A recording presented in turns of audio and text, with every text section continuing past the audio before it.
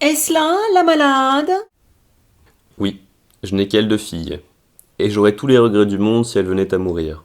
Qu'elle s'en garde bien. Il ne faut pas qu'elle meure sans l'ordonnance du médecin. Allons, un siège. Voilà une malade qui n'est pas dégoûtante. Et je tiens qu'un homme bien sain s'en accommoderait assez. Vous l'avez fait rire, monsieur. Tant mieux. Lorsque le médecin fait rire le malade, c'est le meilleur signe du monde. Eh bien, de quoi est-il question? Qu'avez-vous? Quel est le mal que vous sentez? Oh, oh. Et que dites-vous? Oh, oh. Oh, oh. Quoi? Oh, oh. En, i, on, en, a. Je ne vous entends point. Quel diable de langage est-ce là?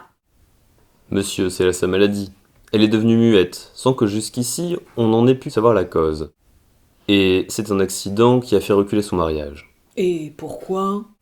Celui qu'elle doit épouser veut attendre sa guérison pour conclure les choses. Et qui est ce sot-là qui ne veut pas que sa femme soit muette? Plût à Dieu que la mienne eût cette maladie.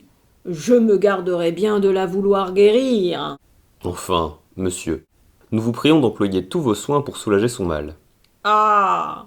Ne vous mettez pas en peine. Dites-moi un peu. Ce mal l'oppresse-t-il beaucoup? Oui, monsieur. Tant mieux. Sent-elle de grandes douleurs? Fort grande. C'est fort bien fait. Va-t-elle où vous savez? Oui. Copieusement? Je n'entends rien à cela.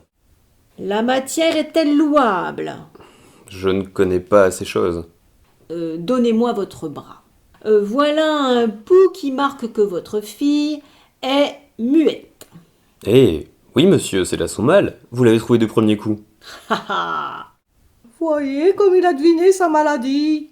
Nous autres, grands médecins, nous connaissons d'abord les choses. Un ignorant aurait été embarrassé et vous eût été dire c'est ceci, c'est cela, mais moi, je touche au but du premier coup, et je vous apprends que votre fille est muette. Oui, mais je voudrais bien que vous me puissiez dire d'où cela vient. Il n'est rien de plus aisé. Cela vient de ce qu'elle a perdu la parole. Fort bien, mais la cause, s'il vous plaît, qui fait qu'elle a perdu la parole. Nos meilleurs auteurs vous diront que c'est l'empêchement de l'action de sa langue. Mais encore, vos sentiments sur cet empêchement de l'action de la langue. Aristote, là-dessus, dit de fort belles choses. Ah, c'est un grand homme. Sans doute. Grand homme, tout à fait.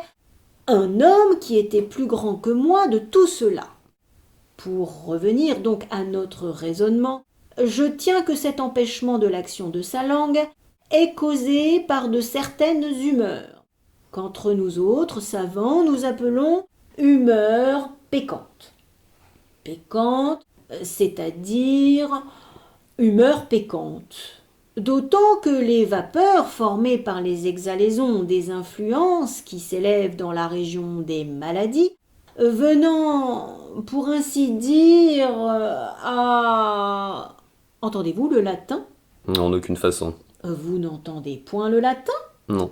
Cabricias archituram catalamus singulariter nominativo aec musa, la muse, bonus bona bonum, Deus sanctus est ne oratio latinas? Etiam, oui. Quare, pourquoi? Quia substantivo et adjectivum concordat in generi numerum et casus. Ah, que n'ai-je étudié? La bilame que là. Oui, ça est si bien que je n'y entends goutte. Or, ces vapeurs dont je vous parle, venant à passer du côté gauche où est le foie au côté droit où est le cœur, il se trouve que le poumon que nous appelons en latin armian, ayant communication avec le cerveau que nous nommons en grec nasmus, par le moyen de la veine cave que nous appelons en hébreu cubilé, rencontre en son chemin les dites vapeurs qui remplissent les ventricules de l'omoplate. Et parce que les dites vapeurs, comprenez bien ce raisonnement, je vous prie, et parce que les dites vapeurs ont une certaine malignité, écoutez bien ceci, je vous conjure, Oui. ont une certaine malignité qui est causée, soyez attentifs s'il vous plaît, Je le suis. qui est causée par l'âcreté des humeurs engendrées dans la concavité du diaphragme. Il arrive que ces vapeurs, osabandus neceis necer potarinum quipsamilus. Voilà justement ce qui fait que votre fille est muette. Oh, que ça est bien dit, notre homme. Connais-je la langue aussi bien pendue? On ne peut pas mieux raisonner sans doute. Il n'y a qu'une seule chose qui m'a choqué. C'est l'endroit du foie et du cœur. Il me semble que vous les placez autrement qu'ils ne sont, que le cœur est du côté gauche et le foie du côté droit. Oui, cela était autrefois ainsi, mais nous avons changé tout cela, et nous faisons maintenant la médecine d'une méthode toute nouvelle. C'est ce que je ne savais pas, et je vous demande pardon de mon ignorance. Il n'y a point de mal, et vous n'êtes pas obligé d'être aussi habile que nous. Assurément. Mais, monsieur, que croyez-vous qu'il faille faire à cette maladie? Ce que je crois qu'il faille faire, Oui. mon avis est qu'on la remette sur son lit et qu'on lui fasse prendre pour remède quantité de pain trempé dans du vin. Pourquoi cela, monsieur? Parce qu'il y a dans le vin et le pain mêlés ensemble une vertu sympathique qui fait parler. Ne voyez-vous pas bien qu'on ne donne autre chose aux perroquets et qu'ils apprennent à parler en mangeant de cela? Cela est vrai. Ah, le grand homme. Vite, quantité de pain et de vin. Je reviendrai voir sur le soir en quel état elle sera. Doucement, vous. Monsieur, voilà une nourrice à laquelle il faut que je fasse quelques petits remèdes. Qui, moi? Je me porte le mieux du monde. Tant pis, nourrice, tant pis. Cette grande santé est à craindre, et il ne sera pas mauvais de vous faire quelques petites saignées amiables, de vous donner quelques petits clistères dulcifiants. Mais, monsieur, voilà une mode que je ne comprends point. Pourquoi ça les faire saigner quand on n'a point de maladie?